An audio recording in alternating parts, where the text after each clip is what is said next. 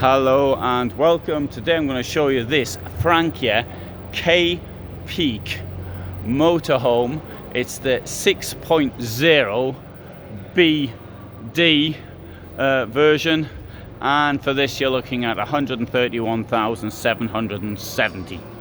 So it's a fair whack of cash. Right, so let's have a look inside. You said 4x4 basis. I think that was obvious, maybe it wasn't. Comes with a tent in the roof. The tent in the roof will take you 10,000 euros. So that if you want it without, it'll be 10,000 cheaper. That's what it looks like in the tent. You've got the skylight up there, and you've got a window in the tent. There's also, I think, a window here as well, but this window's being closed. Now apparently they also come in insulated version as well, so I am told. Right, forward facing bench with a little bit of profiling but not much. Nice indirect lighting, and window over there. I think I said it was on a Mercedes Sprinter, so I might be repeating myself, but maybe I didn't. 2 burners, sink, nice kitchen block here, and note drawers, as you'd expect, of course. Fridge is over here. Now the floor's raised, so it's going to be it's like, well, it's a double floor. There's no storage in the double floor, but it's a double floor. You can get up to the bed by putting your foot on that ledge. If you find that that's too high, that comes up to what comes up above my belt line. So you can't find difficult pulling yourself into that, at least you can put your foot on that thing there. In here, find a really nice toilet. I'm sorry. For a vehicle of this size, look how big it is. And it mightn't look very big. This is a vehicle with less than 12 square meters of floor space, including the engine. This is a vehicle built on a Mercedes chassis, which is difficult because you've got the walls. But despite all that, you've got this washroom, which I think is really quite big inside. Now, I do appreciate if you're claustrophobic, then it might be a problem for you. But I think it's really good. Now, but one thing I would suggest is when you're washing yourself, you've got a toilet here. You can sit on the toilet and wash yourself like that. Okay, some of the water will go down there, but so what? That's what I do.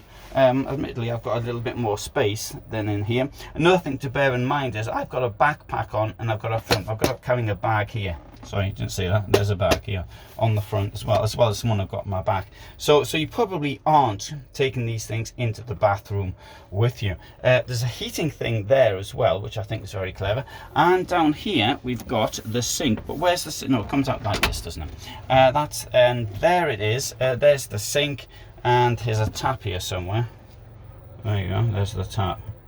So, you know, it's in the circumstances of trying to build a campervan in the 593 centimeter long Mercedes. I think that is quite an achievement. So that does win an award there.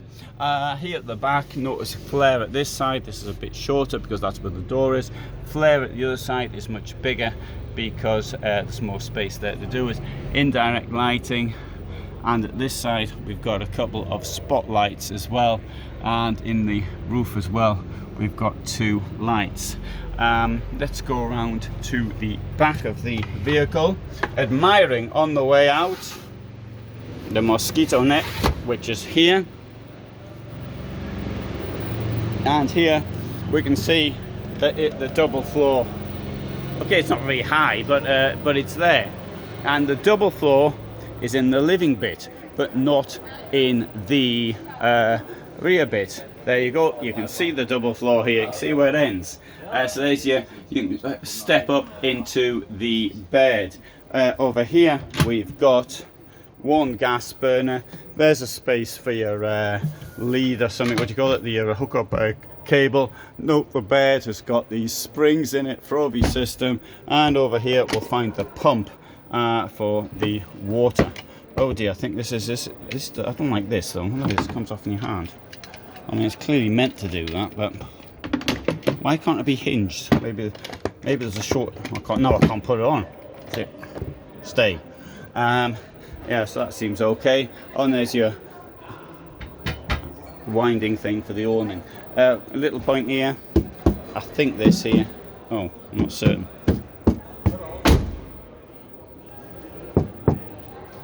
I think this hasn't got insulation in it. I thought it had insulation, but it mightn't have. I don't know. Can't tell. 419 CDI.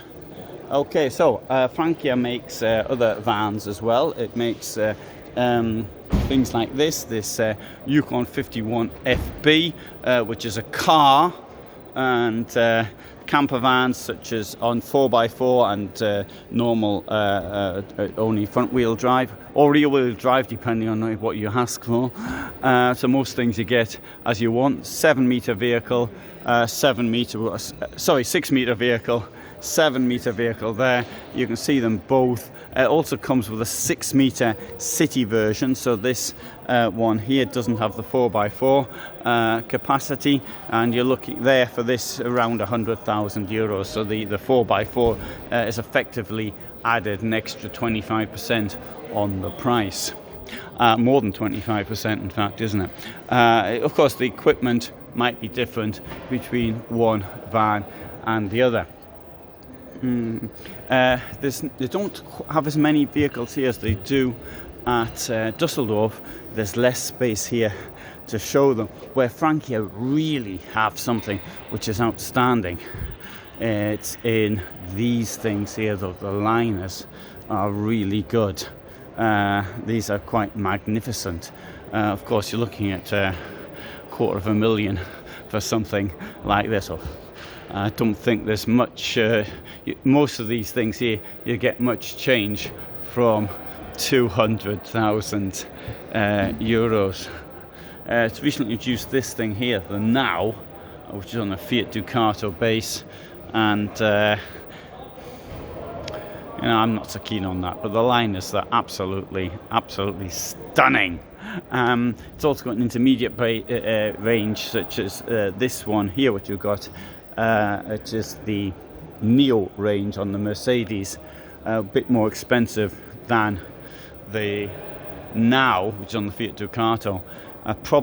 This has a couple of problems, one of which is the awful toilet system inside, which a sliding toilet, which is great for saving space, but if the toilet gets stuck, it's not so good.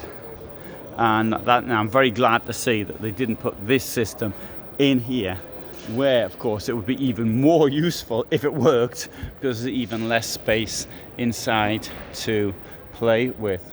Right, there you go. So it's won the European Innovation Award in the category of concept van. I was on the jury for the European Innovation Award, but I was taken off. I wasn't asked to go back on it, so I've done it though on 3 occasions, and maybe because I gave them such long explanations, or maybe my long explanations weren't long enough, but anyway, I'm no longer on it. I don't know what the other entrants were, but hard to believe. I don't know if I'd have voted for this one or not. I have to see what the other entrants were in any case. But then again, what they did there after the jury put in their votes, and then they actually sort of added them up themselves. So I don't know what other jurors actually wrote, and I never asked them either. Thanks for watching. Hope you found that interesting. Bye for now.